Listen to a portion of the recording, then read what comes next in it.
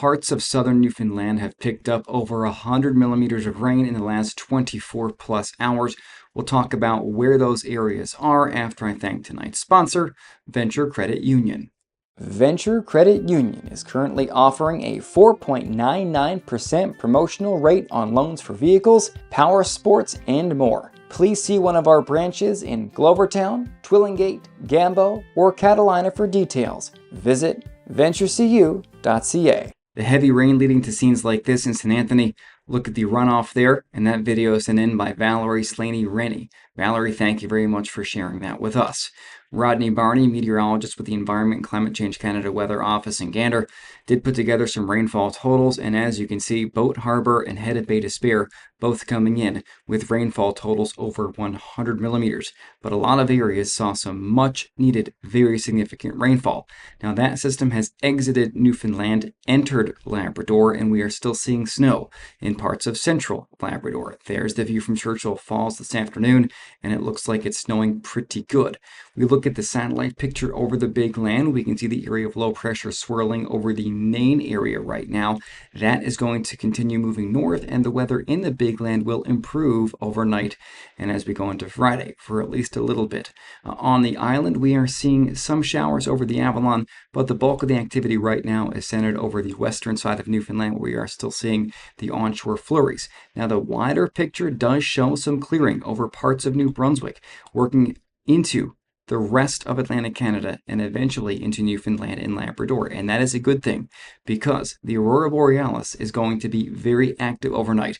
We're in the midst of a strong geomagnetic storm, and the KP values are forecast to peak near 7 between 8 and midnight, which means all of the province will have a chance of seeing the northern lights. The question is, will the viewing conditions allow for it? And I think the answer is yes.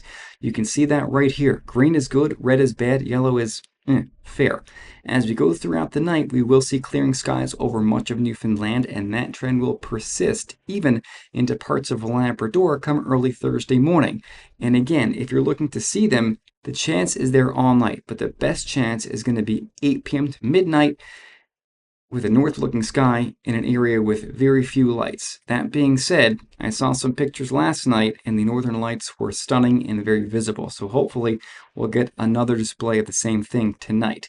Forecast overnight, if you're going to be going out, near zero for most of the island, a little bit warmer in the east in Labrador, as low as -11 in Lab City and Wabush. For the day tomorrow, sunny for the coast of Labrador. Good news there, air ops can get back to hopefully some semblance of normal.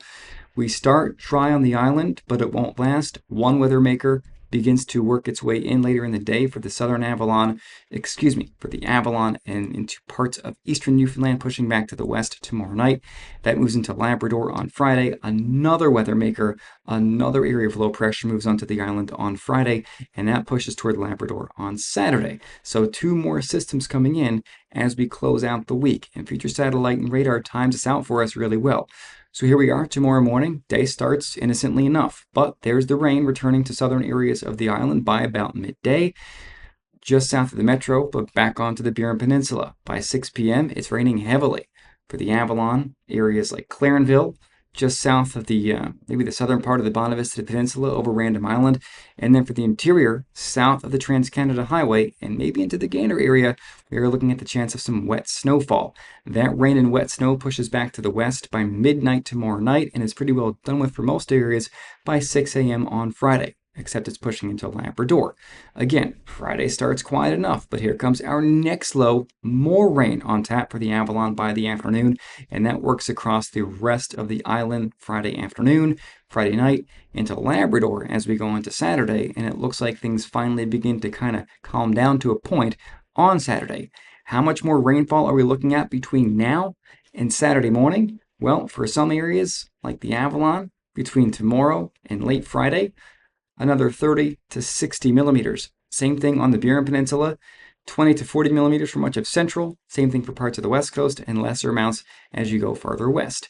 Snowfall-wise, yes, some areas are going to see it, but mainly it's over interior Newfoundland between really, tomorrow night and early Friday morning.